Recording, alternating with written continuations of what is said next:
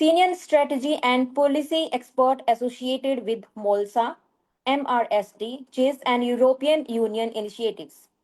Senior Advisor and Board Member of the Afghanistan Chamber of Commerce and Investment, Acting Minister in the Ministry of Transportation of Afghanistan. Chief Electoral Office, Independent Election Commission of Afghanistan. His multidimensional experience in governance, policy formulation, education, institutional development, and international collaboration makes his presence highly valuable for this program. Today, Sir will deliver his expert lecture on the topic The Absence of Sustainable Development Perspective in Business Studies, Curriculum Development in Fragile Context. This topic is extremely significant in today's academic and policy discourse, especially when educational institutions across the world are striving to integrate sustainability, inclusiveness, and global responsibility into higher education curricula. Sir, we are truly grateful for your gracious presence in this intellectual faculty development program. I now respectfully invite you to kindly take over the session and enlighten all of us with your valuable insights and experience.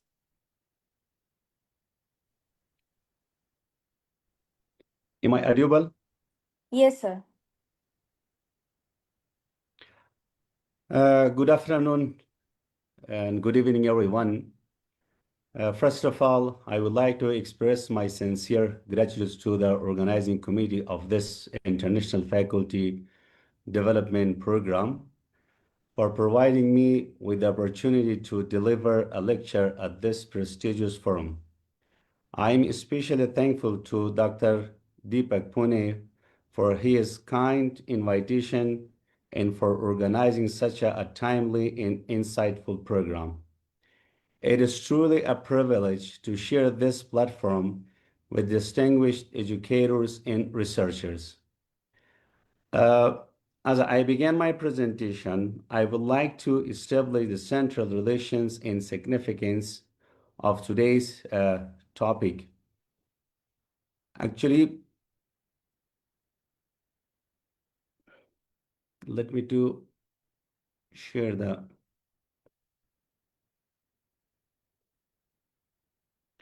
PowerPoint.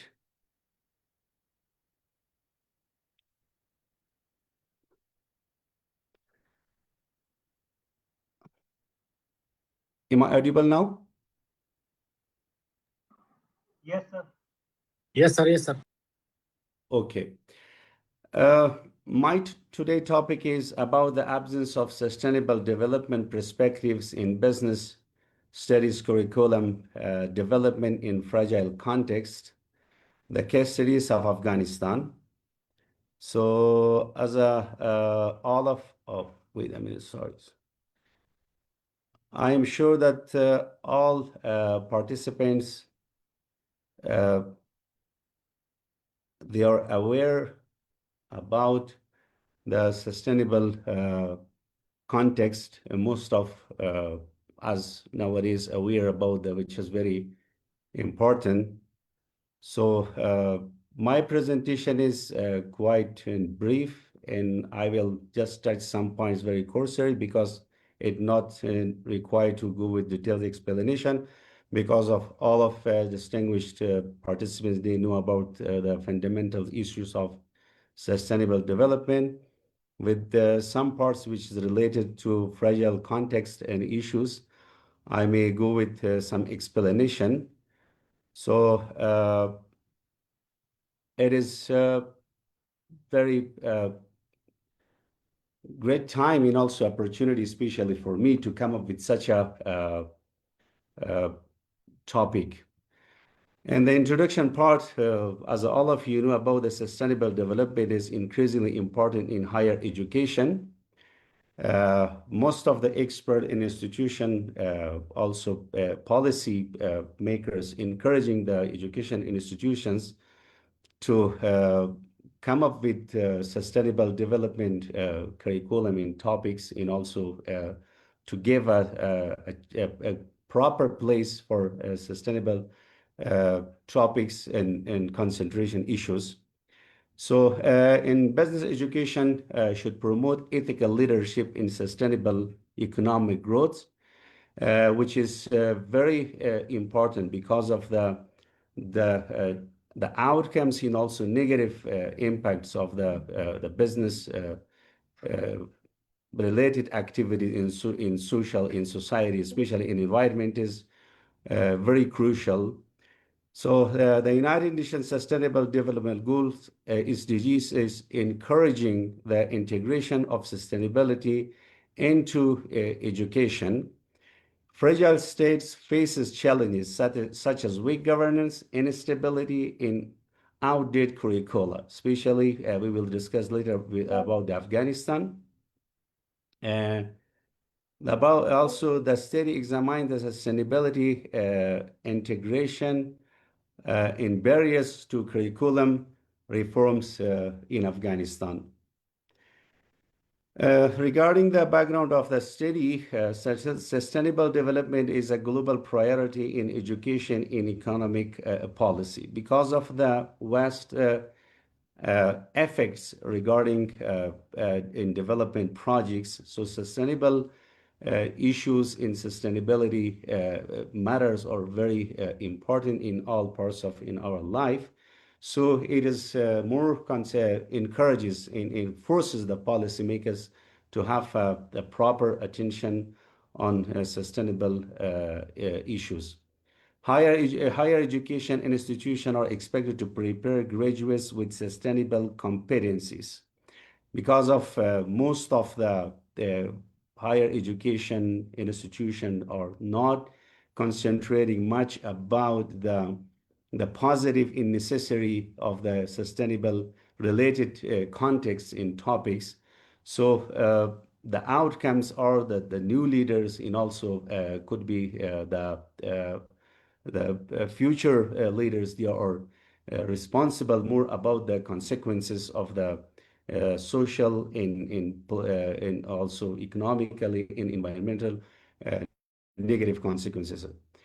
Okay, business education plays a key role in responsible management and sustainable economic development. As I mentioned earlier, businesses doing kind of vast and important effect on especially in environmental issues.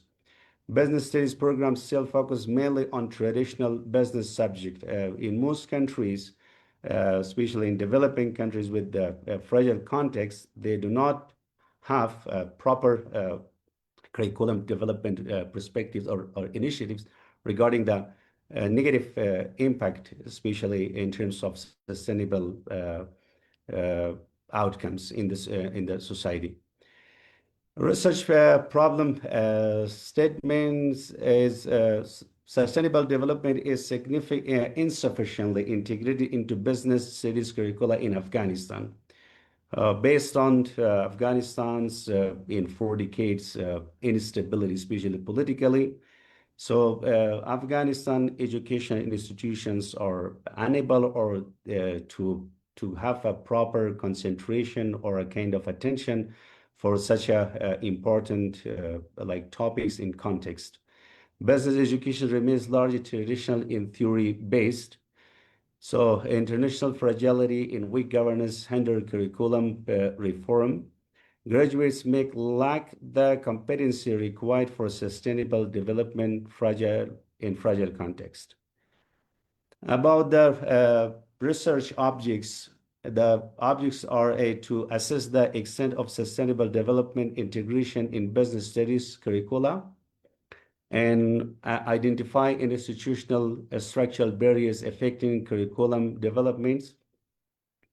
Also examine a perception of students, faculty, and policymakers regarding sustainable education.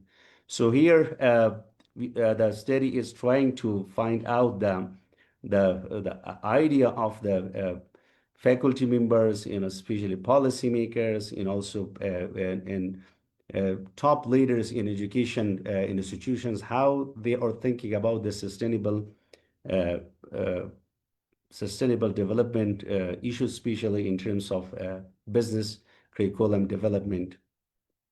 Also propose policy in curriculum recommendation for sustainability integration, which comes in the next slide. So the main research questions are to what extent are sustainable development perspectives integrated into business studies curricula in Afghan higher education institutions? So what are the major gaps in sustainability integration within business studies curricula? How relevant is the current curriculum to Afghanistan's sustainable development needs? Also, what strategies can effectively integrate sustainability principles into business studies curricula? Significance of the study highlights critical gaps in sustainability integration within business studies curricula, contributes to improving curriculum relevance in higher education quality, and supports policymakers and curriculum developers in curriculum redesign. That the study could force or suggest to policymakers rethink or redesign the curriculum development priorities. Also adds the limited literature on sustainability education in fragile states, which can lead about Afghanistan. Concept of the sustainable development. I'm sure all of distinguished participants know exactly about the sustainable development, which is development that meets present needs without compromising the future generation. It's all concerns about concerns about the future generations' livelihood in the better life. Core dimensions, which are consist about the economic sustainability, social sustainability, environmental sustainability. The key principles are balance in inclusive development, resource protection, social justice inequity, long-term prosperity, global framework, which is the United States Sustainable Development Goal, has planned for 2030 that encourages all countries that they should follow these SDGs in their development project. About education for sustainable development, which is a major in core debate, especially in terms of sustainable development issues. ESD equips learners with sustainable knowledge, skills, and values, integrates sustainability principles into teaching and learning, encourages. It also encourages about the critical thinking, problem solving, responsible decision making. The key focus areas are climate change, poverty reduction, social inequity, responsible consumption, peace and justice. Also, the SDG connection supports SDG 4.7 on quality education for sustainable development, which is UNESCO is highly recommending for all countries about the importance of sustainable development issues in education processing system. About the business studies curriculum development definition, systematic process of designing and updating business studies program. Now the studies encourages or suggesting that the study should be systematic and based on realities, based on necessary. Key components are learning objectives, course content, teaching methods, assessment strategies, curriculum evaluation, which is very important, especially for all developing countries, that they need to revise or review the current curriculums, which should meet the sustainable development goals agenda or also perspectives. Modern curriculum trends are sustainability integration and ethical leadership, innovation and entrepreneurship, digital transformation, and global competency. Which is competency is very important because of in this globalization process that all countries are working somehow together. Or migration issue is that when education do not come up with the global competency, definitely the students or the learners may face with difficulty, especially in abroad in job market. In higher education in fragile contexts, the main characteristics are political instability, weak governance, limited resources, brain drain, and institutional fragility. All of participants may know about the situation in political insecurity condition of Afghanistan. So unfortunately, we are experiencing bad political issues since 4 decades. So usually the government remain weak, the resource being limited, brain drain. Unfortunately, since 2021, we are experiencing that the most of educated and expert are leaving Afghanistan, and also institutional fragility. In some parts, we are experiencing the development in institution. In the most part, we are experiencing the fragility in the weakness. Importance of higher education, human capital development, which is very important. Peace building and social cohesion is also very important. Economic recovery, which is suffering the country in terms of economic problem and challenges. And national development, which is a main agenda for Afghanistan, maybe for all developing countries, for development projects are very important. Major challenges that we are examining or evaluating is outdated curricula. The curriculum system is very old, so it need to revise and also to reassess. Limited academic freedoms. Somehow we are experiencing the freedom of academic in terms of the choosing the some topics. Weak reform mechanism. It's difficult. It's obvious that the fragile countries, they usually they have the performance of weak. Context of higher education in Afghanistan. Key challenges: limited financial resources, shortage of qualified academic staffs, outdated curricula, weak research culture, gender inequality, limited international collaboration. So in terms of financial, unfortunately, country is most of in about going to 5 decades that we are experiencing that political instability in Afghanistan. The country is unable to recover its proper economic and financial issues. Shortage of the qualified academy. Yes, we are experiencing that the brain drain, also academicians in highly expert people, they left the country because of some political or social circumstances in all some changes. Outdated curricula, it depends on fragility of a country that curricula is still outdated. Weak research culture, unfortunately, still we do not have a proper research culture because of usually the technical in highly educated people, usually they've been sidelined, unfortunately. Gender equality, limited international collaboration. As you are aware that the current situation of Afghanistan is experiencing somehow de facto government, and also our approach for the international collaboration is very restricted. Even I'm experiencing that we cannot travel to India and to get visa in terms of all these issues. Current situation: increased access to higher education after 2001. It was somehow development started.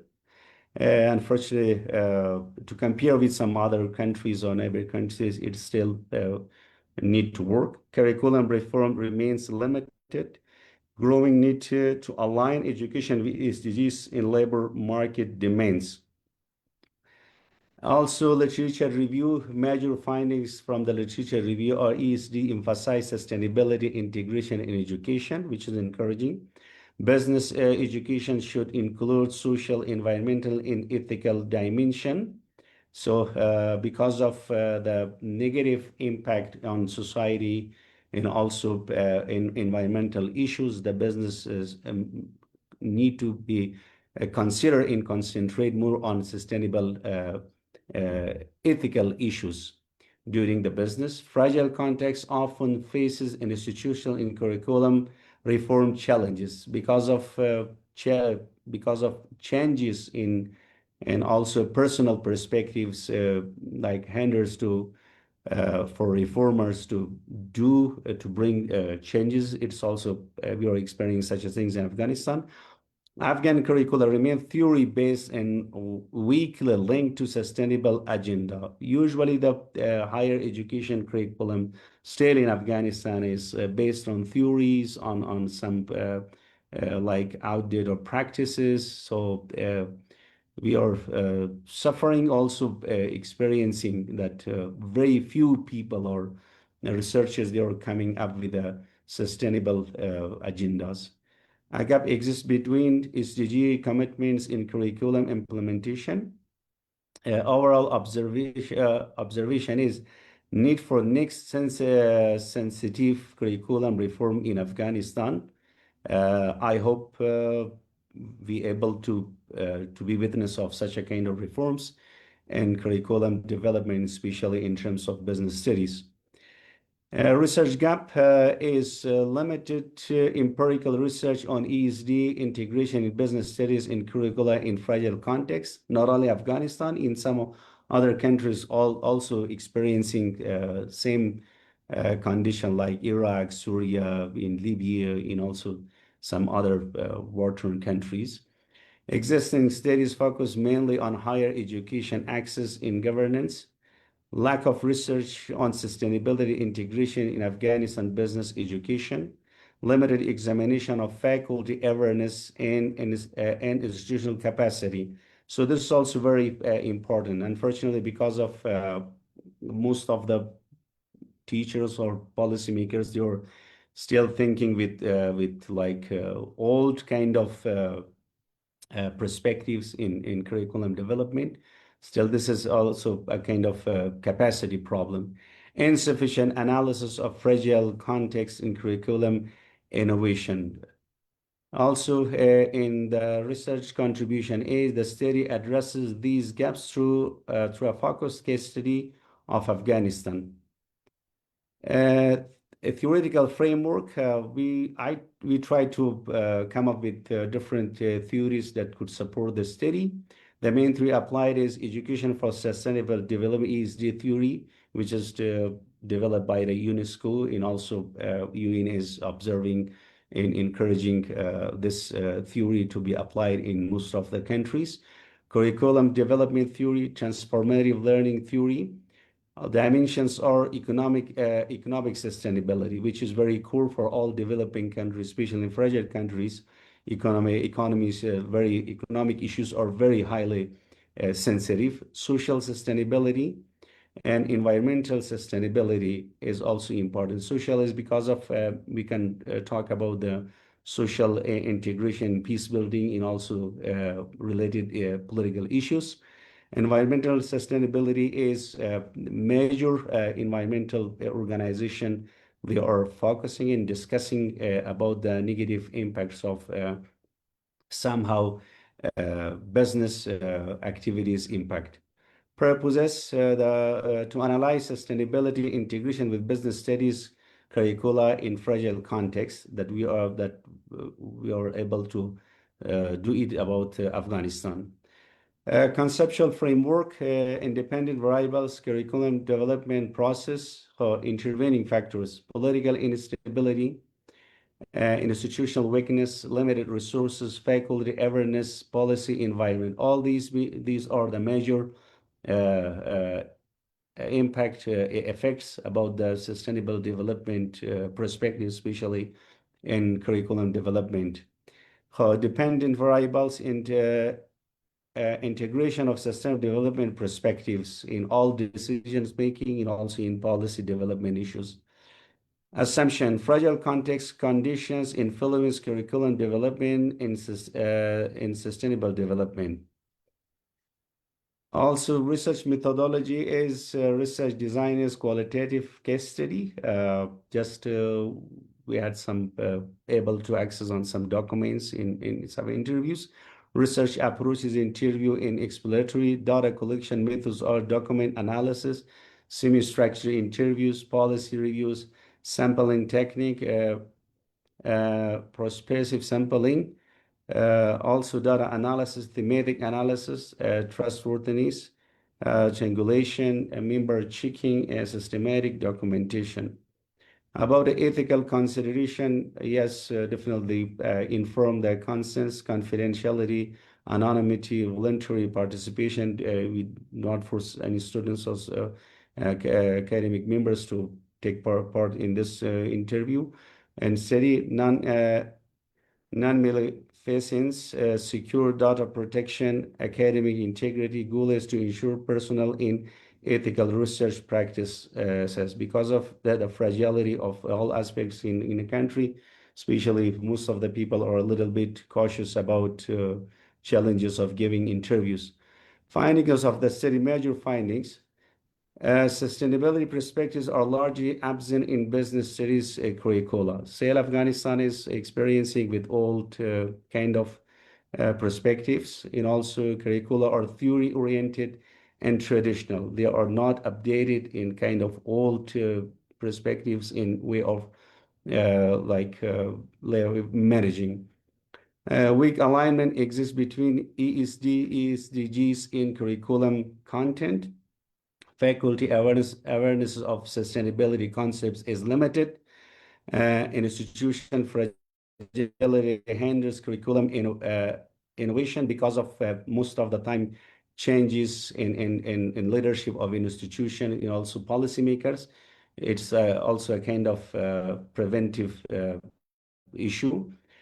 Programs are not sufficiently aligned with Afghanistan development needs. So some area we can see some copy paste, not really based on social need in applicable.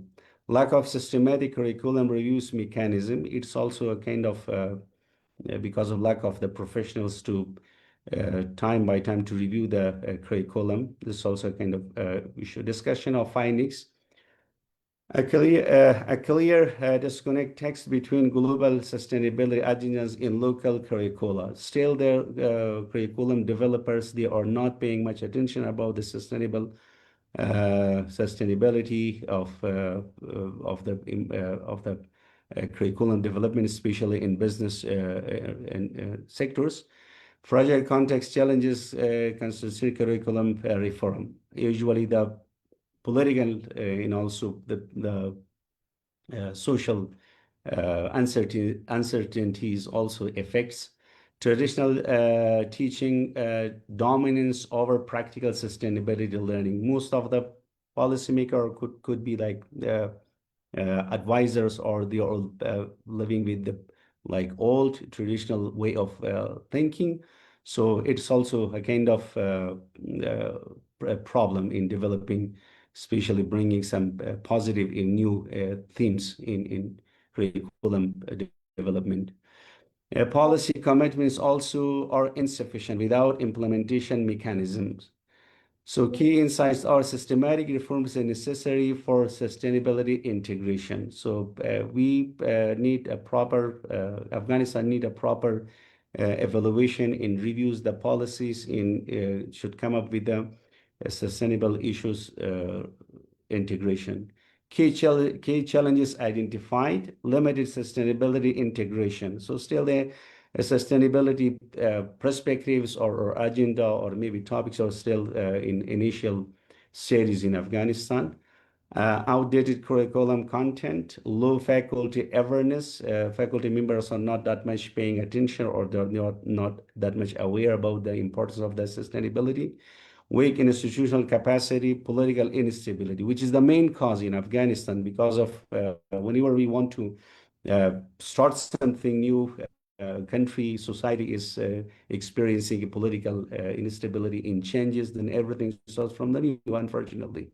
Lack of professional development, limited teaching resources, minimal international collaboration.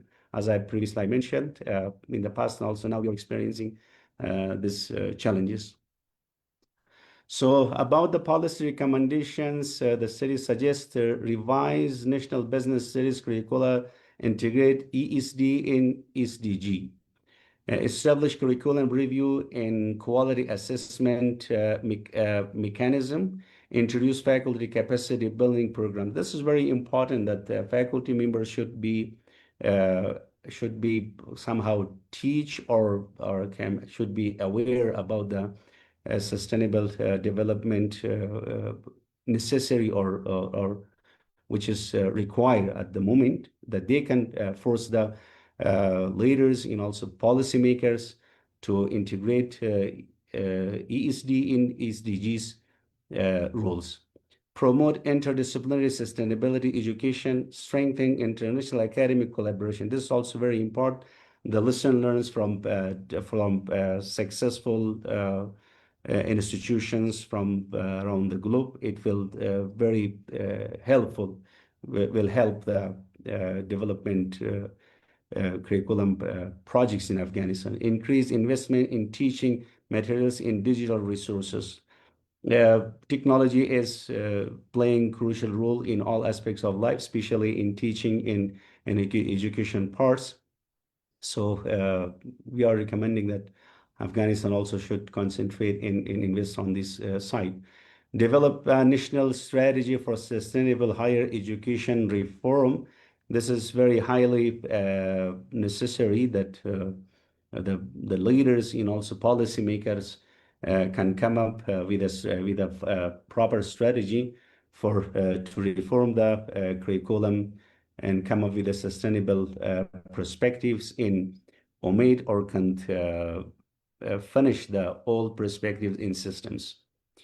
Curriculum reform recommendation, integrated sustainability concepts into all business studies programs, introduce models on CSR, ethical leadership, green economy, sustainable entrepreneurship. The ethical leadership is very important because when someone is, especially in this business sectors, graduates and goes in the job market, then they get the higher positions, especially management and leadership. Whenever they be aware about the sustainability or sustainable project and perspectives, definitely they can make good decisions and they can support the all team and also can support the green economy and also come up with entrepreneurship, sustainable entrepreneurship projects.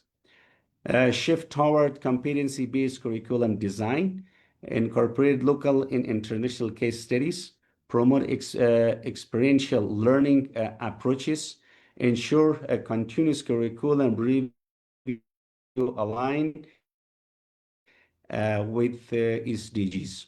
So the SDGs all aim in projects are very important.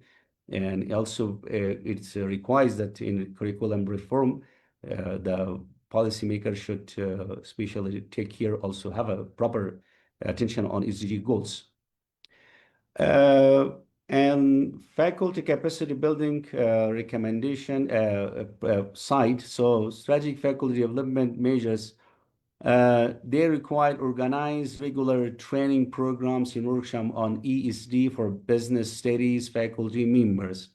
So faculty, it's really need that the faculty members, teaching members also, they need to proper extra development or no capacity building programs, and they should be aware about the ESD importance in business studies. Develop faculty expertise in modern curriculum design approaches. The curriculum developers, they need some kind of training. They should come up with a new global recognized and also standard and market based competency with themes or subjects. Provide continuous professional development opportunities on SDG. encourage participation in international conferences in academic exchange. This is very important, academic exchange. And in conferences, they can share in challenges. Establish collaborative training programs with international universities and development partners. Fragile states, they can take benefit from the developed countries, from their lesson learned, also experiences, and come up with new kind of idea. So it means it's not to be copy paste, but we should take care of regional or national cultural and priorities necessary in the market. Support faculty research on sustainable business practice in fragile context. About the implication of higher education in policy, key policy implementation, higher education policy should explicitly integrate education for sustainable development. Policy frameworks should move beyond access and expansion toward curriculum relevance, educational quality, and all sustainability-oriented learning outcomes. Greater investment is needed in faculty development, research capacity, academic resources. They are very important, especially like countries like Afghanistan that experiencing fragile context in all parts. They time by time they need such a investment in development. Higher education policy should encourage collaboration among universities, the government, and international partners. Unfortunately, our higher education system is somehow isolated because of current fragility and political issues. Afghanistan higher education system must evolve toward a strategic, future-oriented, and sustainability-driven framework. Contribution of the city, actually the contribution is quite little bit interesting because of I couldn't find the same research or studies with the same theme in previously. Not that much happened. So contribution of the study is academic contribution could be that contributes to the limited literature on education for sustainable development, ESD, in fragile in conflict affected context. This was somehow, I can say, that the new initiative that we did to provides empirical evidence on absence of sustainable integration in business studies curricula in Afghanistan, which is obvious. Policy in practical contribution provides practical recommendation for policymakers, educators, and curriculum developers. Because of lack of studies or attentions, or maybe not being aware about the importance of sustainable development goals, and especially integrating with education. So we encouraging the study encourages the policymakers, educators, and curriculum developers to concentrate on ESDG. Enrich academic discussion on ESDG implementation in higher education. Serves as a reference for future research working on sustainability integration in curriculum reform. Overall contribution of the study is advances in understanding of how business studies education can be oriented towards sustainable and context relevant and development goals in Afghanistan. It will support on high level in policymakers and also leadership in academicians to rethink about the current curriculum and will force to somehow bring positive changes in and to modernize the curriculum, especially in business studies. About the, in conclusion, major conclusions that studies came up, sustainable development perspectives are largely absent in the business studies curriculum development in Afghanistan. Yes, is exactly that we couldn't see any significant in like tangible development in curriculum development issues regarding ESDGs. Limited attentions again to economic sustainability and social sustainability, environmental sustainability. These three issues are very important because of business is more concentrated on economic, but it affects the social sustainability and also environmental sustainability. It also affects the most part in environmental, unfortunately. And the last winter, especially in Kabul, what I experienced, it was very crucial, especially in pollution. So the business owners, especially the big factories, they use the coal, and they somehow I can see they destroyed the air. In the pollution was the air pollution was a critical condition. Strengthening business studies education requires systematic curriculum reform.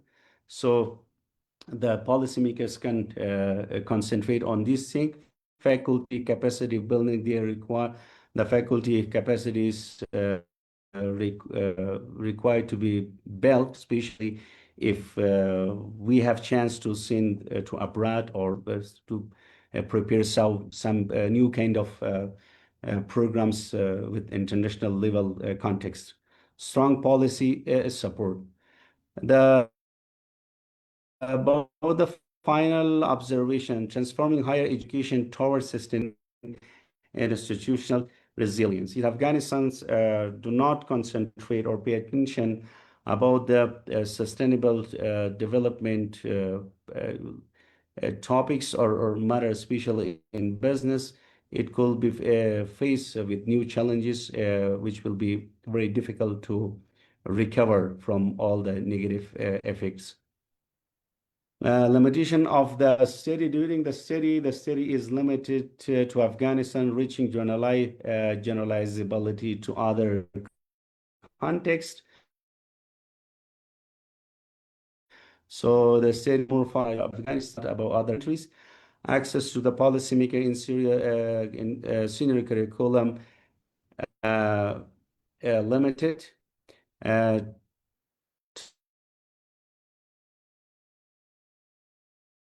Time and resources limited provinces to see other places. Time and resources okay. Rapid political and educational changes may influence on the long-term relevance of findings. Maybe in the future, some political developments or changes could affect this study findings. Also, despite this limitation, the study provides valuable insight into sustainability integration in curriculum development in fragile context, especially Afghanistan. Future research directions. The researchers, the academician can concentrate on conduct comparative studies between Afghanistan and other fragile developing countries like Iraq, Syria, Libya, in some other countries. Could be what's happening at the moment in the region.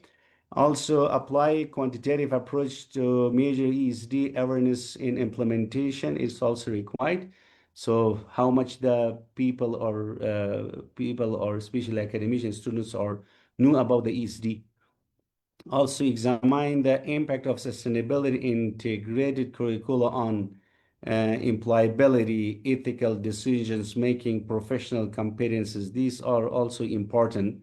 So because of the traditional business study is more about the profit, more about the companies, the market, more about somehow competition, but the sustainable development integrated curriculum will support to come up with more like ethical perspectives in business related issues which could have a positive impact for the society, especially environmental issues. Future goals support the development of sustainable, inclusive, in context responsive higher education system in fragile settings.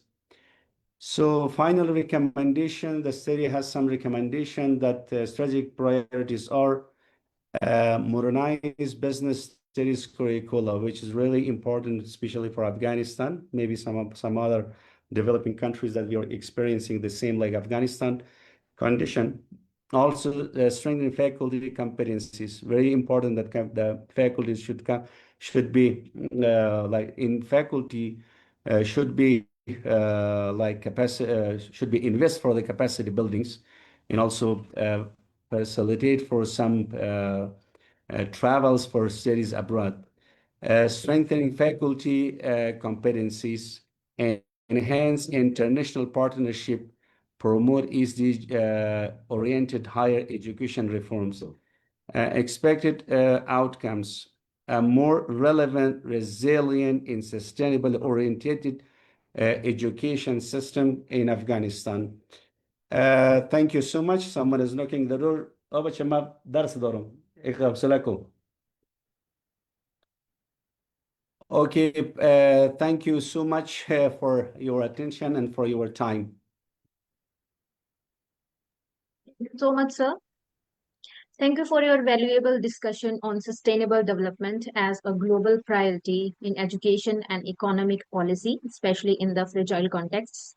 With special reference to Afghanistan, and your session provided a deep insight into the objectives of the research, particularly in assessing the context of sustainable development, integration within business studies curricula, and you thoughtfully highlighted the importance of examining the perceptions of students, faculty, and policymakers regarding education for sustainable development. And your discussion on the findings, especially that sustainable development is still largely absent from business study curricula, was highly informative and thought-provoking. Your lecture truly broadened our understanding of the urgent need of incorporate sustainability more effectively into education. We sincerely appreciate your valuable time, wisdom, and inspiring interaction with all participants. Thank you once again, sir. Another thing, Thank there you. is a Thanks for question in having chat. me. Now we move towards the second technical session of the day. One question in chat box. It is my yes, sir. There is a question in chat box from participants. Okay, there is question in chat box. Let me see.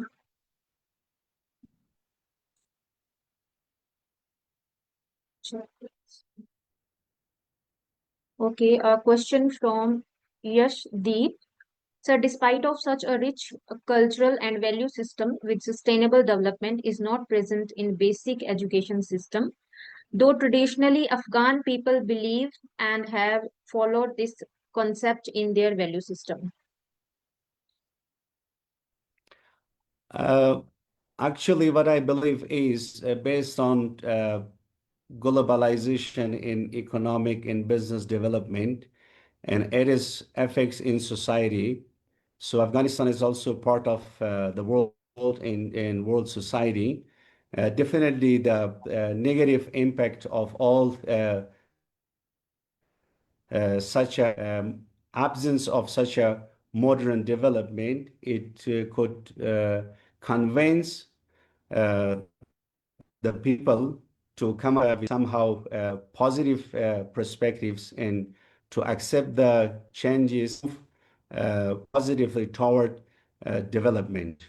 I'm sure it will be possible for positive changes in the future if the policymakers and leaders come up with a solution in proper suggestions and with especially with education. It's possible, yes. Okay, anybody else who wants to ask any question?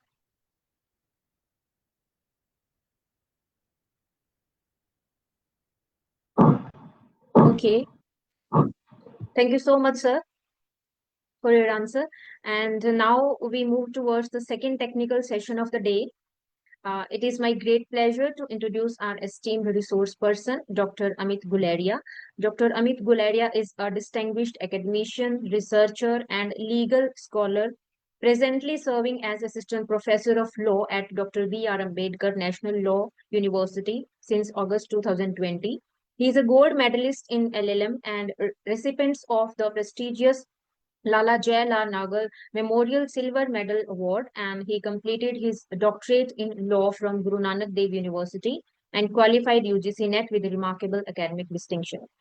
Dr. Guleria currently holds several important academic and administrative responsibilities. He is the co-director of the IPR Facilitation and Research Center, founder, head of department, dean students welfare, and chief warden at Dr. B.R. Ambedkar National Law University. He is also actively associated with NSS, Youth Red Cross, NEP implementation, and Viksit Bharat programs.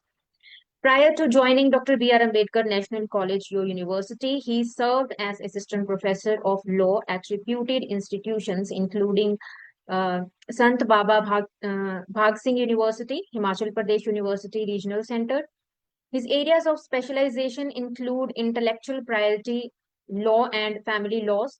His teaching methodology is highly practical and learner-centric, emphasizing discussion-based, skill-oriented, and actively based learning approach. Dr. Guleria has contributed extensively to academia through research publications, book chapters, seminars, conferences, workshops, FDPs, refresher course, and mock programs. He is also associated with the reputed journals of chief editor and editorial board member. Additionally, he has served as visiting faculty and resource person at the prestigious institutions including National Institution of Fashion Technology, Haryana Police Academy, Lal Bahadur Shastri National Academy of Administration. Today, Dr. Guleria will deliver his expert lecture on the topic UGC Guidelines on Academic Integrity, Implementation and Challenges. This topic holds immense importance in today's higher education ecosystem where ethical research practices, originality, and academic honesty are essentially pillars of quality education and scholarly excellence.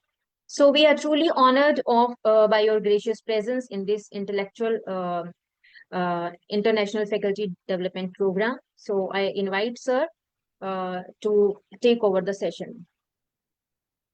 Thank you, Anuradha Madam. Thanks a lot. It's my great privilege to have Amit, in this. Just because, make it sure. Am I audible? Yes, sir, you are audible, but you are not visible. Just wait. But my video camera it's on from my side. You see, now it's on. Is it visible? Not visible.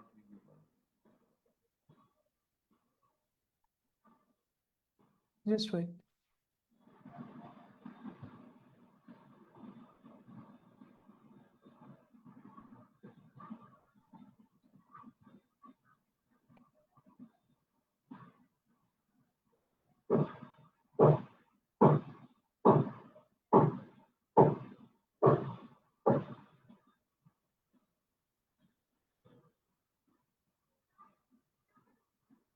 Dr. Vikas, just make it sure now.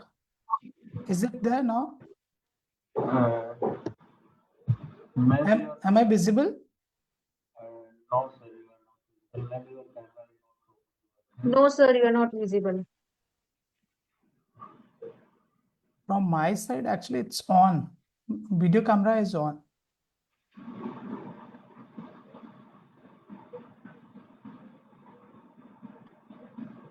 There might be issues of some. We can continue without video. For a moment, you popped on the screen. Yes. Shall I continue? Yes, sir. Yes, sir. Okay. Thank you.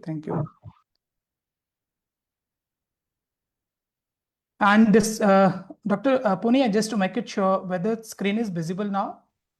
Yes, sir. Yes. Okay. Thank you so much. So, thanks a lot, Vistas International Journal, for inviting me in this 1 week International Faculty Development Program, which is going to be held in collaboration with Monardi University as well as International Law College, Kota. So it's my privilege to have an opportunity to be with you all, and the concept which have been given to me, that is UGC guidelines on academic integrity, its implementation and challenges. So I am highly grateful to VISTA, International Journal of Multidisciplinary Studies, Monardi University, Excellent College, Kota, as well as my friend Dr. Punia, who has been given this opportunity to be here. So the very first question that we all as researchers, as faculty members, or as students, we want to continue with, it's research. Because the concept that I am covering today, it's entirely revolving around the research. So I'll start with the very basic, the basic things that what actually we all know otherwise, but it's pertinent to go with the basics. So we all know might be some of the non-researcher students are also being there. So research, it's being made of two terms. It's a re and search, means to go for researching, searching again. And if you see that what the key objective of the same is, that why we go for researching. So it's very clear that we want to go for adding new facts. We want to go for the resolution of some problems. We want to go for adding some knowledge in our existing knowledge, or we want to go for study certain principles. So we can, in short, we can say that it's a systematic process of fact finding or systematic investigation towards, moving towards new knowledge or new theories, new principles, or the resolution of existing problems. So if we see, if we talk about scientific researches, so here laboratories are being used for researches. But when we are talking about the social sciences research, our research is generally, the society, because we study the society here. So all researchers, they move towards society for conducting their researches, because it's being considered as our laboratory. Now, if we see, as have been talked, that we want to go for adding up a new knowledge. For this very purpose, we go for a systematic study, and we want to go for the resolution of the problems. And certain times what happens is we go for researching, right, in order to find the resolution of the problems, right, at once, right? Or we want to go for resolving the existing problem through the action research, through the applied research. Means whatever the experiments we do, the experiments are being done in such a way that they find certain resolution of that very problem. So this is what actually the social sciences researches, right, or scientific researches are being conducted for. Though I am from legal research field, so if you see what purposes, what objectives, the social legal researches do have. So it's a kind of things that we want to go for, bridging the gap between the existing social legal issues, social legal problems, as well as the enactment of the new laws. So for this very purpose, we actually conduct the legal research. And entirety of this social legal research is to harmonize the society, to conduct the harmonization in the society, for which we go for enacting the laws as per the needs of the society, that what kind of needs the society do have. Because we all of us, we know that research is never static. whether a particular problem was existing 100 years back, 50 years back, 25 years back, right? Every day on those very problems, the research is going on. Research never stops. Research goes on. So for that very purpose, I was just focusing on the action research. So through research, we go for harmonizing the social issues, rather social legal issues, right? And for which we go for enacting the laws in the legal research.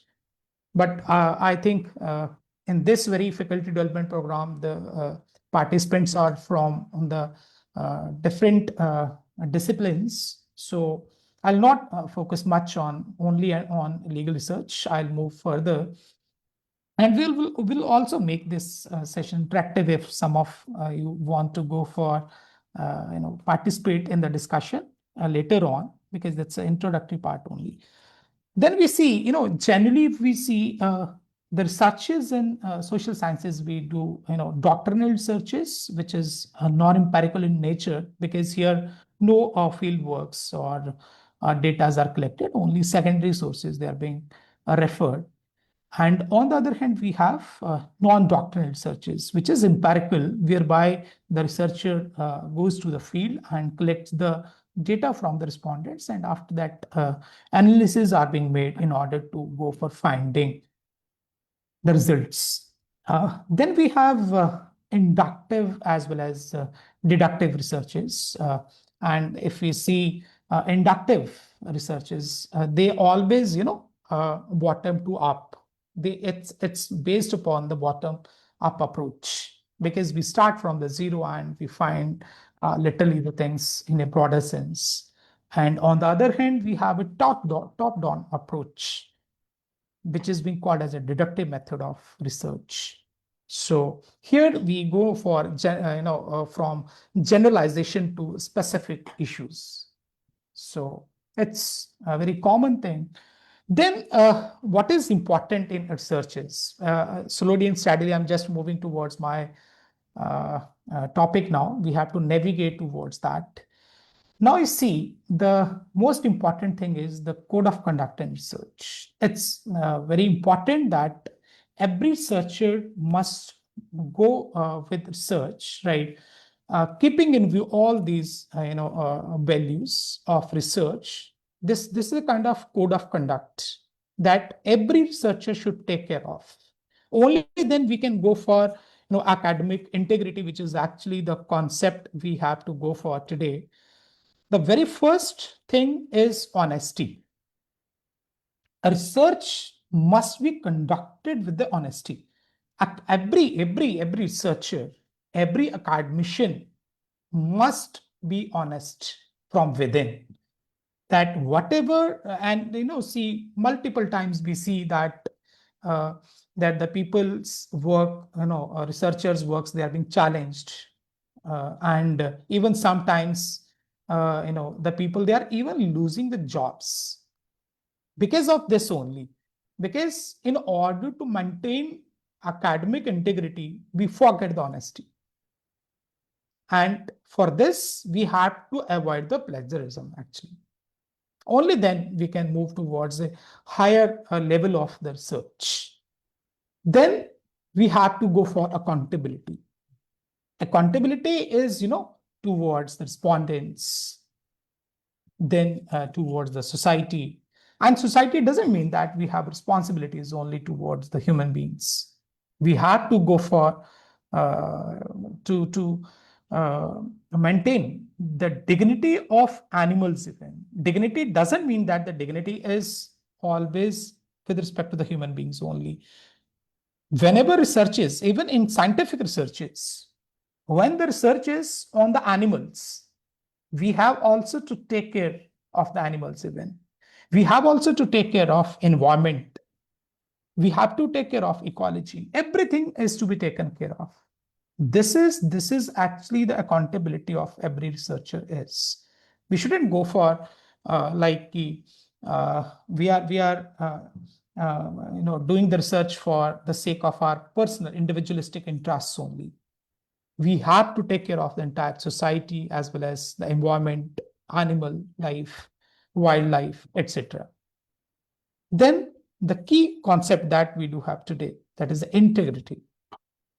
That is that in order to go for the higher research or a qualitative research, we should always adopt some research methodology. Some research method must be there in every research.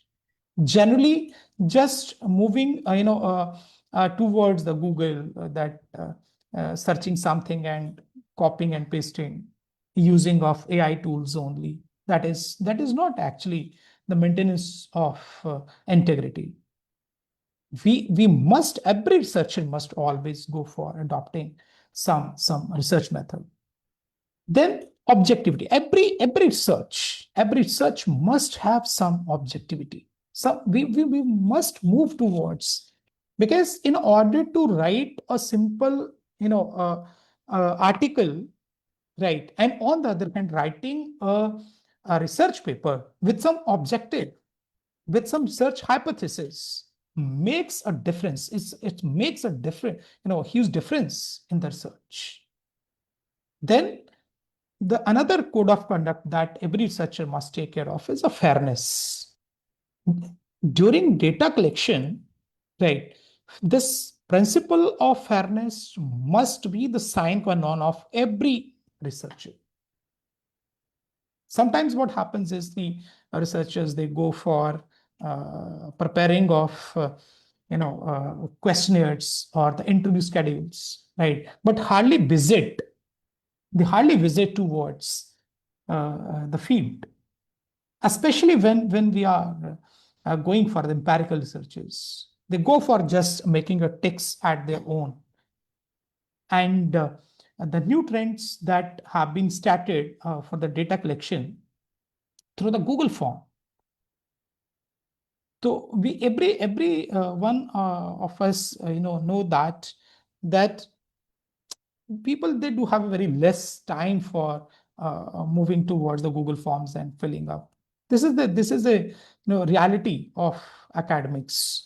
So lastly, what the researcher does is, right, nobody is just filling and fills the same through the different email IDs. So we should avoid this. If we are conducting empirical research, right, we should go for collecting whatever the method we have been gone for, whether we have been gone for questionnaire, interview schedule. So we should approach to the respondents along with the accountability towards the respondents. We should not go for disclosing their identities. Then transparency is important.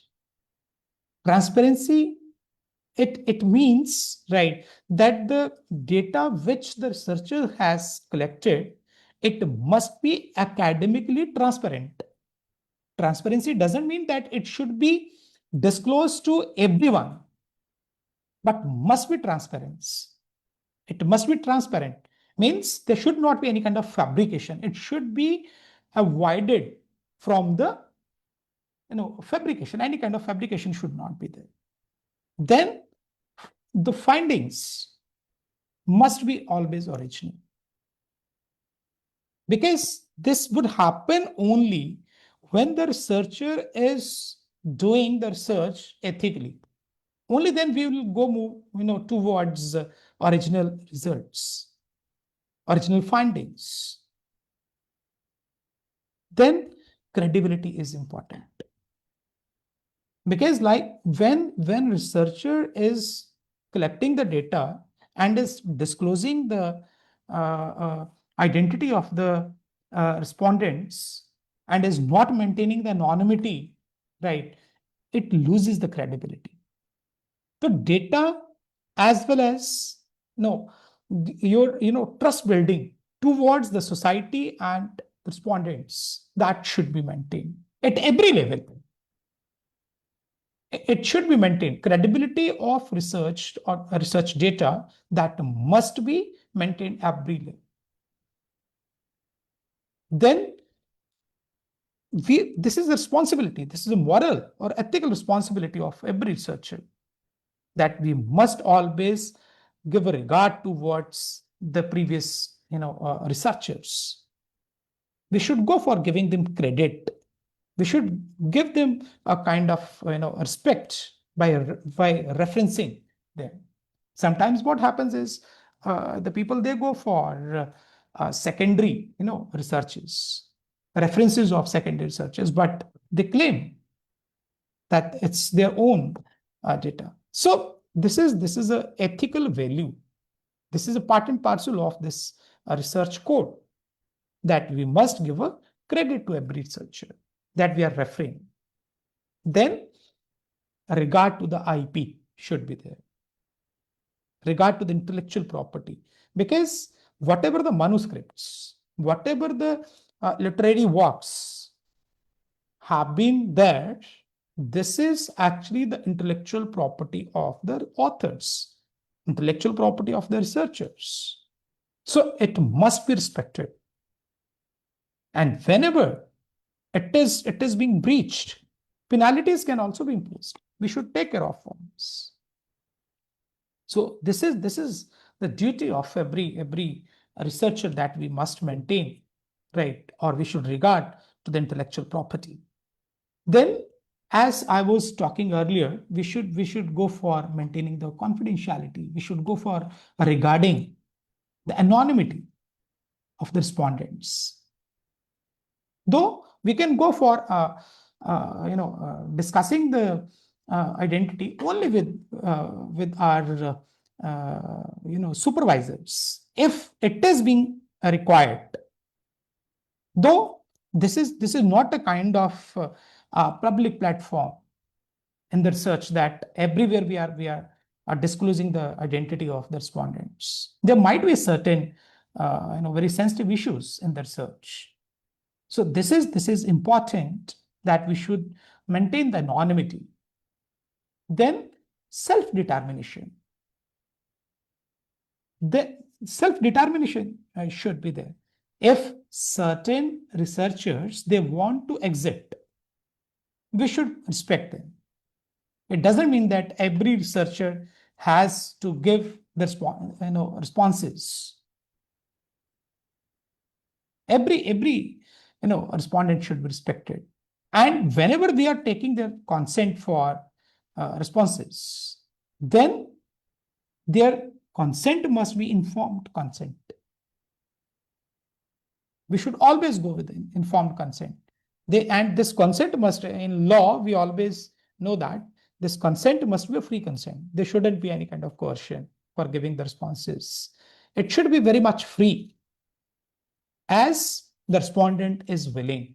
There should not be any kind of pressure on the respondents for giving the responses. Only then we can move towards a qualitative research. And it will definitely move towards academic integrity. Then carefulness. We should go for avoiding the errors or any kind of negligences. No negligence should be there in the research. We should be very much careful in the research. Otherwise, sometimes it happens when the negligence takes place, right? Then the results are always being destroyed. Then whatever, as I was talking earlier, that we should go for regarding the intellectual property of researchers or the authors, right? It is within the ambit of legality. We should maintain the legality. Legality is important. All the rules and regulations, and we'll move towards regulations today, which is also the key concept of today's discussion. So we should maintain all this code of conduct along with the moral and the social values, and along with the academic values even. So now suppose if we talk what those values, what those ethics are, especially the research ethics. So it is depending upon certain principles. The very first principle that I'm going to discuss is the principle of beneficence. That is maximum of the benefits and the minimum of the harm. To whom? To the respondents, to the society must be there. And it must give, means the research must give the maximum of the results, maximum of the benefits to the society. With this very motto, we should move. The researchers should move towards research. Then human dignity, self-determination. Consent is even in the previous slide, I was talking on this. And along with this, human dignity, along with the human dignity, we should always even go for taking care of environment as well as the wildlife, animal life. Always, we should take care of this. Then principle of justice. Every researcher must go with the non-discriminatory principles. There should not be any kind of discrimination on the basis of gender, caste, color, financial. Any kind of discrimination should be avoided for the researchers. So it's important to maintain all these very things. Only then we can go for quality research. Then the significance, what the significance of these scientific, research ethics are. So first, if we see, right, the validity and integrity of research, it ensures the validity and integrity of research. If we are doing the research with ethics, it ensures the validity and the integrity of research. There's a trust building. When the researcher is doing the research with the ethics, it ensures the trust building in the society. Society believes on the researcher. Even it creates a goodwill in the academia even. Then even it motivates to the respondents for giving the responses in the present research as well as the future researches. And well, like suppose if somebody has breached the ethics, the respondents will scared from giving the responses in the future researches.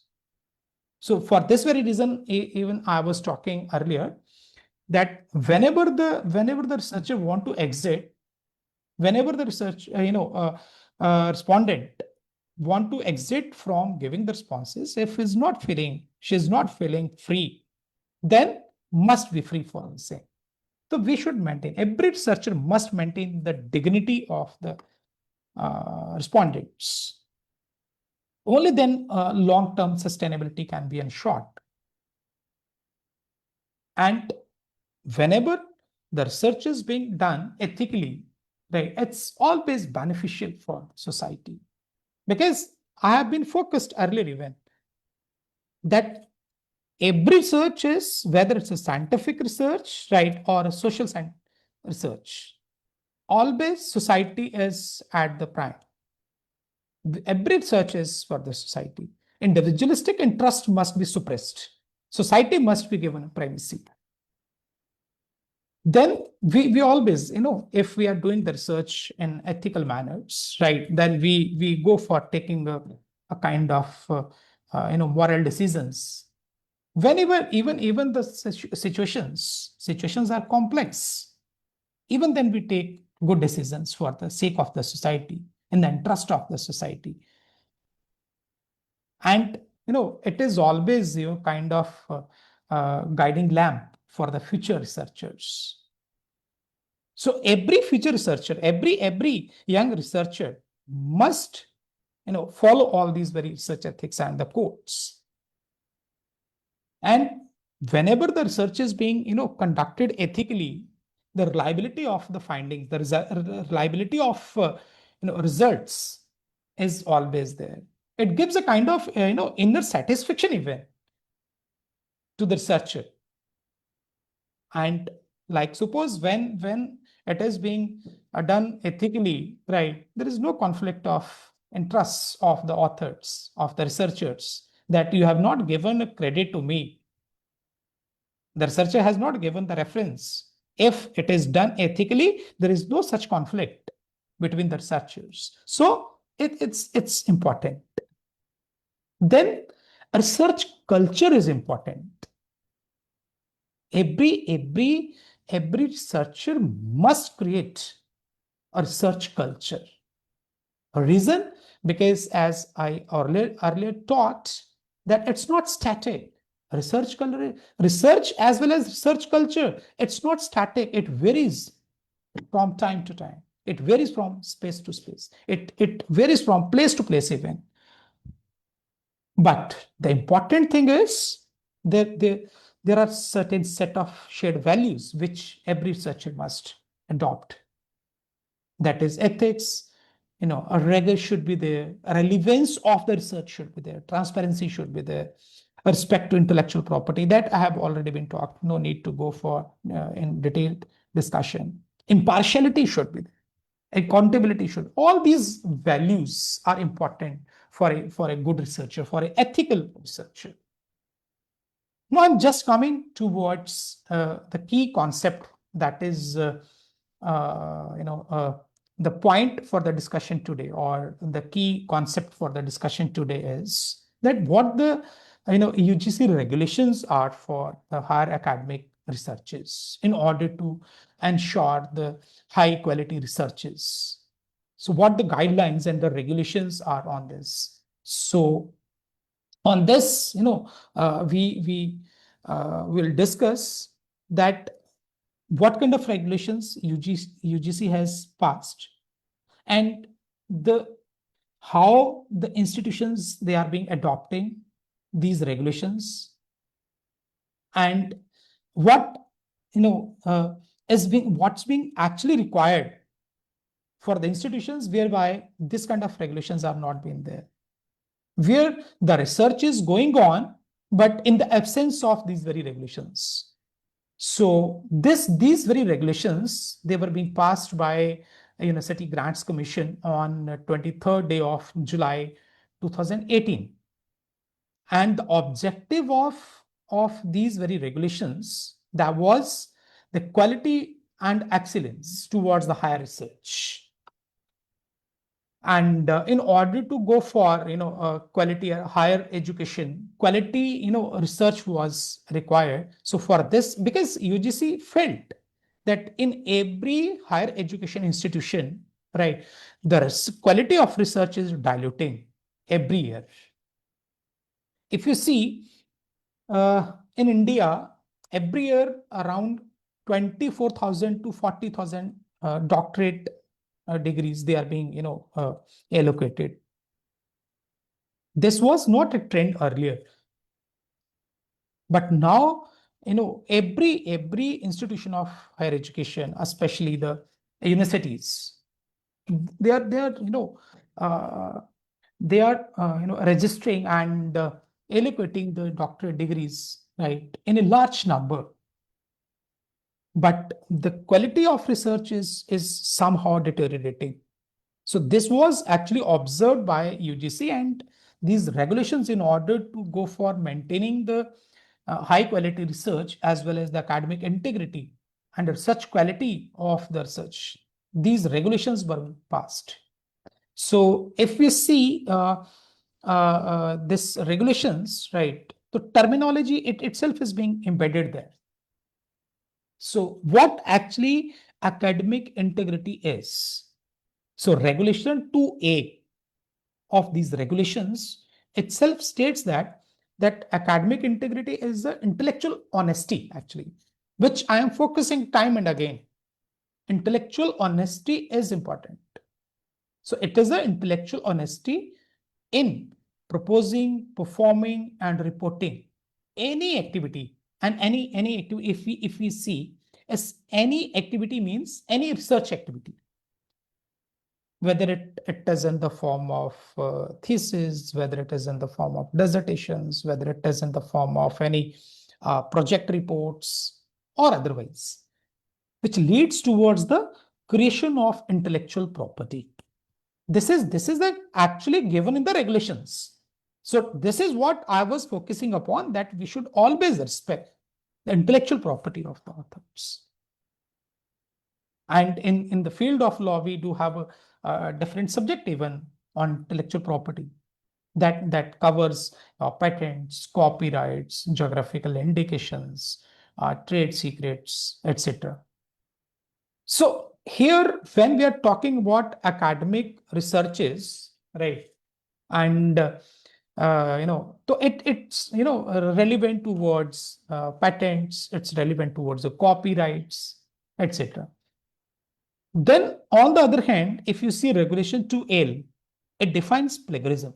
So plagiarism is, it means the practice of taking. Sometimes what happens is we are taking the material, research material, right, from or the other, the work of the other authors. We take the information or the ideas, right, from the other authors, right, but the researchers, what they do is that this is their own.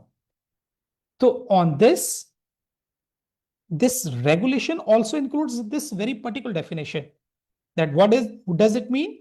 That whenever the researcher is taking the work or the idea of another authors, right, but is passing it as their own. So this is actually plagiarism. So we have to go for avoiding. Now the question is, who are the subjects of this? Who are actually doing this? The students, researchers, faculty, and even the staff who is being involved in the research activities. So we should go every one of this, whether they are the students, researchers, faculty, or the staff who is involved in the research activities. They should avoid this. Plagiarism is to be avoided.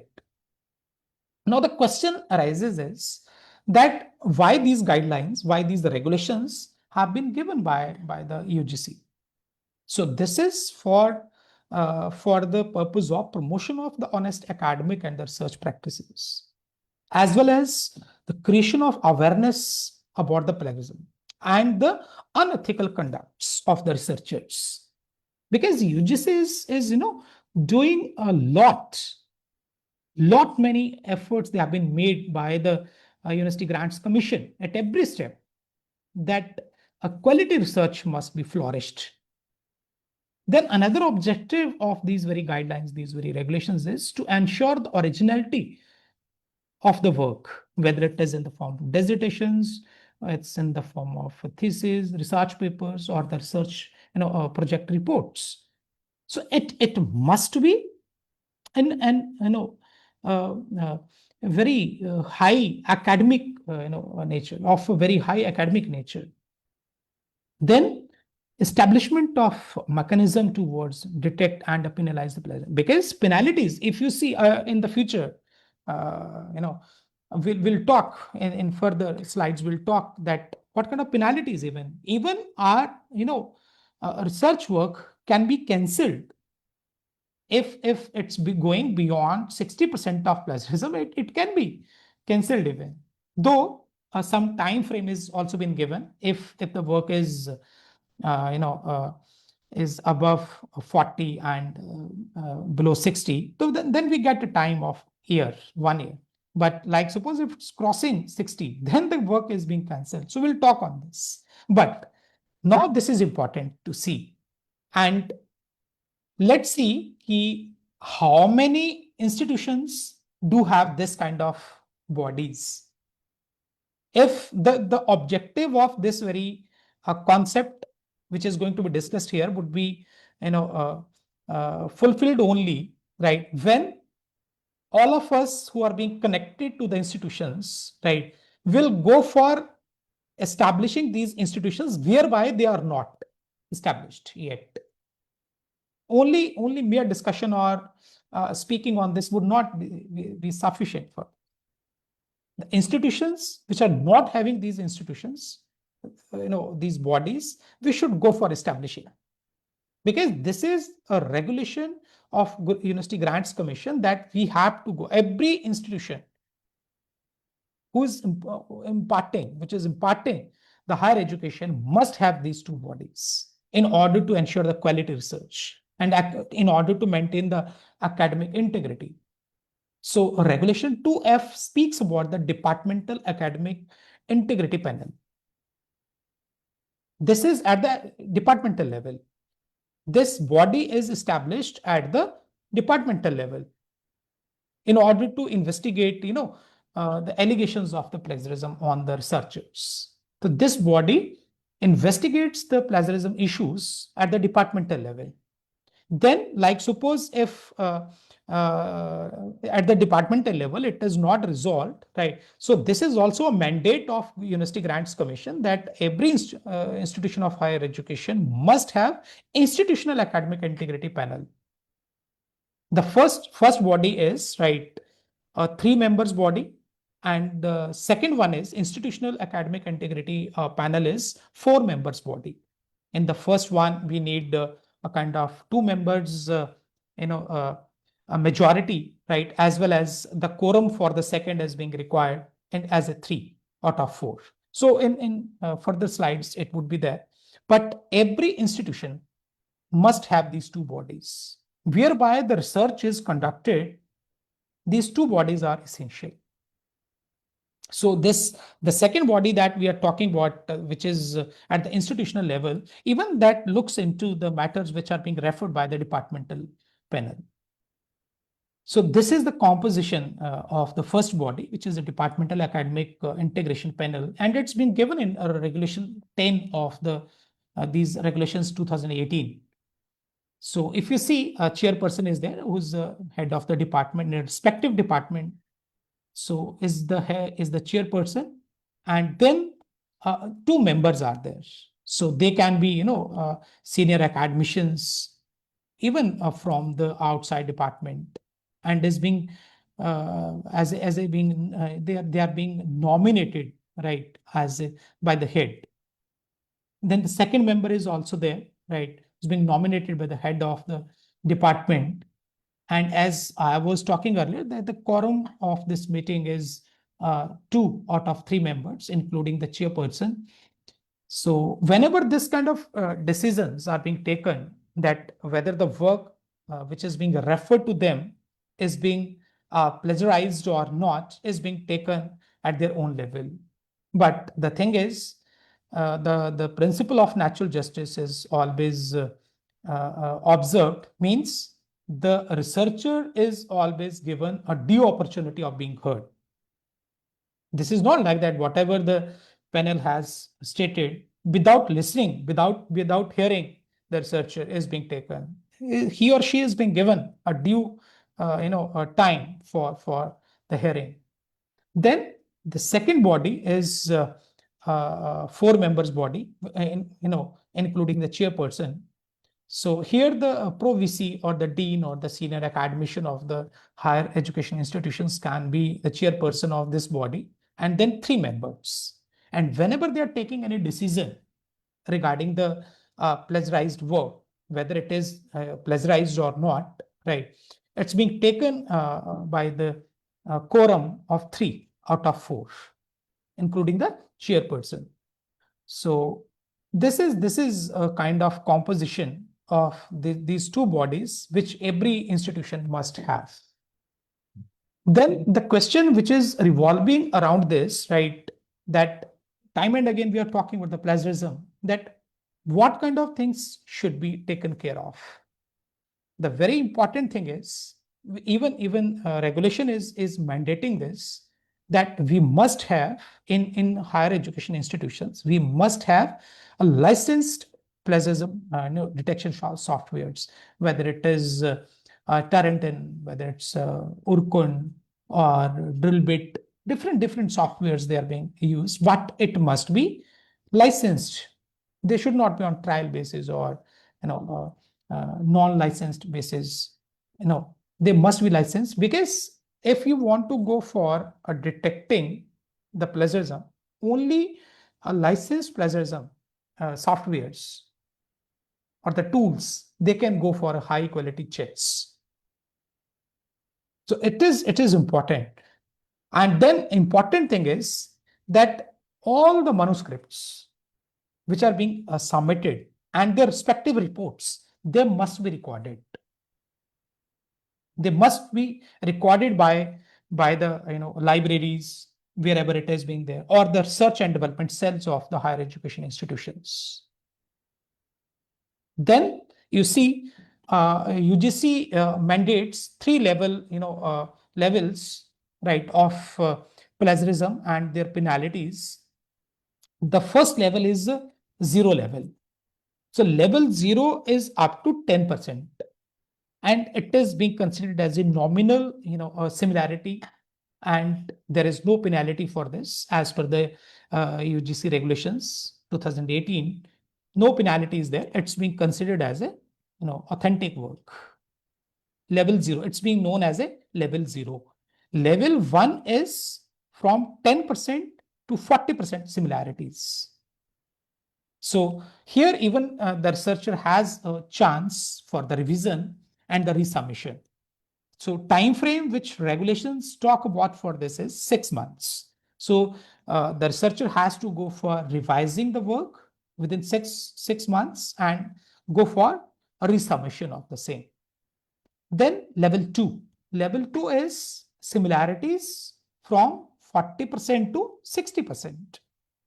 Now here, the suspension of the work is a penalty. So work cannot be submitted. It is suspended, right, for 1 year. Then if, like, suppose in future, if within 1 year, right, if the work is being placed in the level 1, right, and from level 1 to level 0, only then the work is is capable for the submission. So for this, in order to go towards level 2 to 1, 1 to 0, right, we have a time frame of 1 year by the UGC, as per the UGC regulations. Then level 3, if you see here, when the similarities are above 60%, then the work is liable to be cancelled or rejected. And even the disciplinary actions can also be taken. So these levels should be taken care of while we are doing the research. But the challenge before us is today this AI tools, right? Researcher, what the students or the researchers do is, right, sometimes they apply different kind of AI tools, right, in order to refine the work which is not being detected even sometimes by the software. So for this very reason, I was telling we should go for licensed software tools only. Because sometimes what they do is, right, they are whitening the text or making other kind of fabrications so that it may not be. Sometimes you see the students, they submit the projects to us and we ask for the plagiarism report for this, and the uniqueness is 100%, 0% plagiarism. So we have to take care of this. We have to go for rejection of this work, or we should go for advising them to for the revisions, so that a high quality research may be initiated at the university level. Then how these guidelines they can be implemented. So the very first step that we can go for is we should go for conducting the awareness and the training programs at the university level, to the researchers, to the students, to the faculty members. And faculty members, whether they are visiting faculty members, contractual faculty members. You see the definition which has been given in the regulations of the faculty includes all, because they are the part and parcel of the higher education institutions. So training programs are important. Then technology support, as I already talked about this, that we should go for using high quality software tools which are licensed, like Turnitin or Original, that is Orkun, or Drillbit, etc. Then policy integration, that is important. Sometimes what happens is researchers, they wonder here and there that what kind of regulations of for the submission of their PhD theses are there, dissertations are there. So we should be having a kind of respective ordinances, respective regulations for the submission of our PhDs, and the dissertations, as well as the publication of works like project reports or books, etc. Then faculty appraisal system should be there. They must be appraised. Faculty must be appraised by the higher education institutions, so that we may go for high research, high quality research. And entirety is being required for maintaining the academic dignity, academic integrity. And certain institutions, they go for appraising the work. They go for giving the incentives to the researchers, whether monetary or otherwise. So the work must be appraised. So in the present world, right, what kind of challenges we face in the research, that is the lack of originality, means the issue of plagiarism is there. Issue of plagiarism we are facing, which is very a kind of mandate that we have to go for avoiding it in order to ensure the academic integrity. Then research misconduct, which includes your fabrication, misrepresentation, falsification. And in the era of this ICT, the most challenging thing that the higher education institutions are, that is the use of AI tools by the researchers in different ways. So, it's the time for taking care of all these very guidelines or these very regulations. So we should go for, awareness programs, and wherever we do have inadequate, infrastructure, some of the institutions, right, they are being observed that they do have very poor infrastructure, which is actually been required as a state of art infrastructure for the high quality researches, which is lacking in certain institutions. So this regulation which is given by the University Grants Commission must be actually regarded by all the higher education institutions. Then issues with regional languages. Certain times it is being observed that the softwares that we are using, they do have a kind of problem with the Indian regional languages, like Bangla, like Assamese, so Kannada, right? So for these very regional languages, or even the local languages that we use in the researches, like Pahadi languages there, Punjabi is there, right? Bhojpuri is there. So for those very languages, even a special, comprehensive AI, tools, or the this plagiarism tools, they must be actually, researched, so that even in the regional languages, as even our new education policy, our national policy of 2020 also requires that even researches can be done in the regional languages. So for that, even the plagiarism detecting softwares, they must be prepared. Then the challenges that we do have, like OpenAI tools, right, or like ChatGPT, Gemini, and all these very tools, they are actually challenging for all of us, for the researchers. So we have to take care of all these very things. And sometimes we do have administrative legal issues even. Sometimes, like suppose if a particular work is being there before the panel, whether it's a departmental panel or the institutional panel, right? And sometimes the inquiries are being delayed, and the researchers are being, feeling harassed. So in order to, maintain the high quality research and the uniformity in the research, right, the administrative decisions should be taken in the due course of time, so that the researchers may not feel harassed, and they may go for conducting the future researches. Like suppose if somebody is is in the master's research, right, and like suppose his or her case is being delayed, would definitely be late in doctoral researches.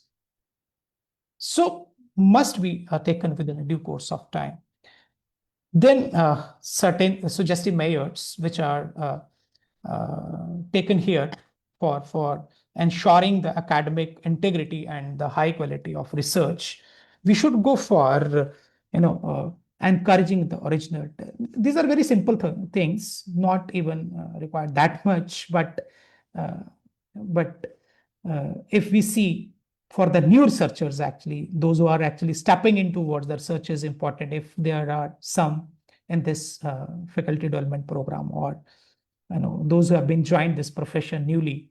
So critical thinking is important, because critical thinking always gives originality to the work, but it must be of researchers' own critical thinking, because when critical thinking is being resulted, it is of their own ideas, and the information added in the same is always new.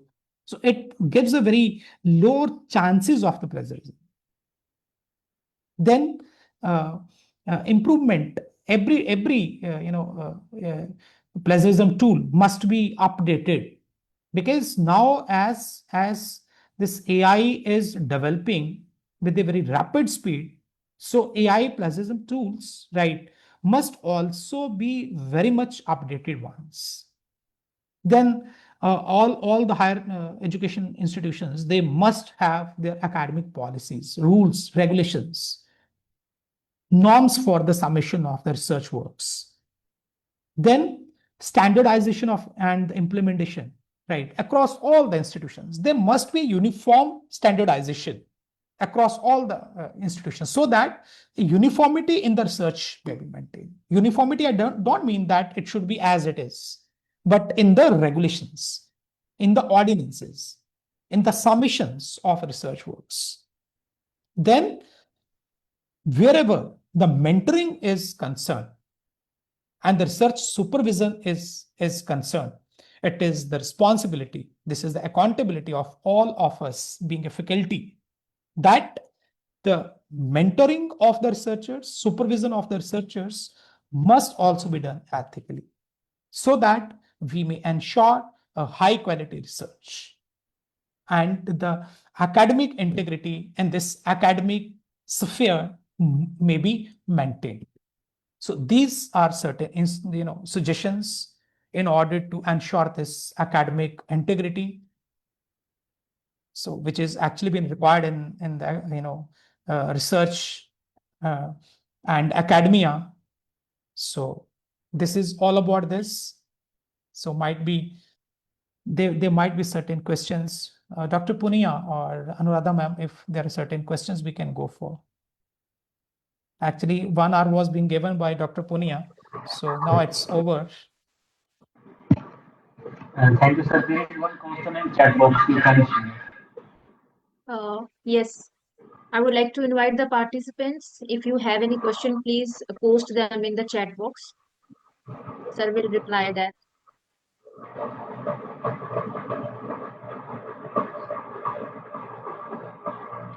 Amit sir, you can see chat box.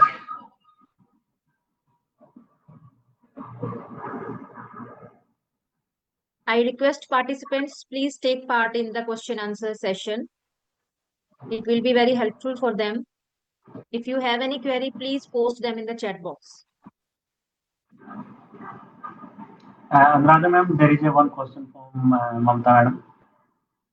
Okay. Just ma'am, take the question, please, kindly. Okay. The question from Mamta ma'am. How can empirical research findings be effectively published, communicated and implemented by government authorities to formulate laws, strengthen public policies, and solve social problems through evidence-based decision making? Exactly. Thank you. It's a really good question. You see, as far as empirical researches are concerned, empirical researches which are being carried out by the researchers are always, original researches. And the government institutions, right, those who have to go for the publication of the same, I think in original empirical researches, there is no problem for the departments, for the government institutions, for the publication, because in empirical researches, the levels which we have been discussed here in the research, they're very much low, because data is always empirical in empirical research, data is always original. So on a result basis, databases, right? The results are always original. So in publication, there is no issue. Wherever the research is original based upon empirical research, but the thing is, the ethical codes that have been talked about, they must be observed. Then there is no issue for the publication. It can be if the research is of a high quality nature, right? It would definitely be published by any institution. So government will even, and the most important thing is, I would like to add one more important thing here. Government must promote the researchers. This is what I was talking about. That the works, original works, especially which are empirical works, must be appraised by the government, so that the future researcher may also take initiatives for the publications and for conducting the original empirical researches.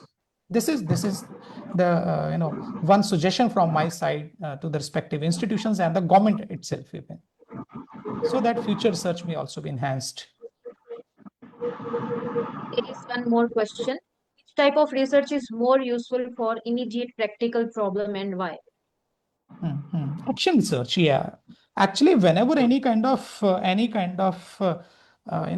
immediate problem that we do have, action research, we go for. So action research is actually a kind of short-term action by the researchers, which is to be taken care of, right, in order to resolve a particular practical problem. Like suppose there was a kind of problems relating to matrimonial issues, right? There is an issue of matrimonial problems, right? So researcher will go for, right, finding a kind of a resolution that how that particular matrimonial issue, that matrimonial problem can be resolved. So like suppose if the matter is petty in nature, right, might be that may be resolved at a panchayat level. So this would also be a kind of initiative, right? Though this looks a very kind of very little thing, right? But like suppose if issue is of such a nature whereby the matter can be resolved, right, immediately by a particular comprehensive action of the researcher, right, that must be taken care of and must be resolved at the moment. So for this very purpose, Last question. actually action research is being preferred. Okay, thank you so much, sir. There is one We more can question take from last question. P. Ramakrishna Amit Reddy. sir, there is a question from P. Ramakrishnan Reddy. G. As you mentioned that the use of AI tool in research may raise ethical concern, what key precaution would you suggest for young researcher to ensure ethical and responsible use of AI in academic research? It must be taken as a help, not as a reference. Very short answer for the same is, certain ideas, certain opinions can be taken from, right, but it should not be taken as a reference only. We should go for ensuring whatever the AI is suggesting, right, we should go for the original source, that whatever it is, and when we are finding the original source, we should go for giving a reference of the same. AI is just a kind of tool for helping, not as an original reference. Yes, sir. Thank you so much, sir. And okay, as I just want to thank you for your lecture, as you begin your lecture with the very basics of research, including its types and code of conducts, fundamental principles, which provide us with a strong foundation. And you then thoughtfully guided us towards the core topic of UGC guidelines on academic integrity. And you clearly explaining the different levels of plagiarism and the associated penalties, different challenges.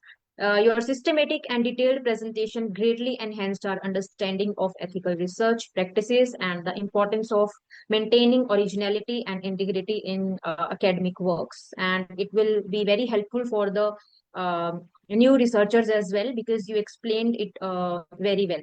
So we truly appreciate your valuable time, guidance, and contribution to this IFDP. Thank you once again, sir. Thanks a lot, ma'am. It's my privilege. Thank you so much, ma'am, for inviting me. And Dr. Vikas ji, thanks a lot. Thank you so much. And all Thank the you so much. participants even for having a patience. Though I was just planning it could go for a kind of interactive session, but the time is like this. It couldn't be. But anyhow, in future, whenever any other plans would be, we'll go for. Okay, sir. So Thank you thank so you much so once much. Thanks a lot. Thank you. As we conclude day 3 of the International IFTP, I extend my heartfelt gratitude to both our distinguished resource person for sharing their valuable knowledge and expertise and experience with all of us. I also sincerely thank all respected participants for various institutions and international academic communities for their active participation and continuous support. Your enthusiasm, engagement, and academic spirit are the true strength of this program. So as we come to the end of today's session, I would like to kindly inform all the participants that tomorrow we will be honored to attend the enriching and insightful lectures delivered by our two esteemed resource persons, Dr. Sudesh Sharon, Assistant Professor, School of Business, Golgotia University, Greater Noida, on the topic of publication strategies, identifying high quality journal writing effectiveness, research paper in Scopus, WOS, etc. And Dr. Kritika, Assistant Professor, Bhagat Phool Singh, Mahila Vishwavidyalaya, Sonipat, on teaching beyond the syllabus, integrating SDG into classroom. So we look forward to your gracious presence in the upcoming session as well. Thank you, everyone. Thank you so much for joining us.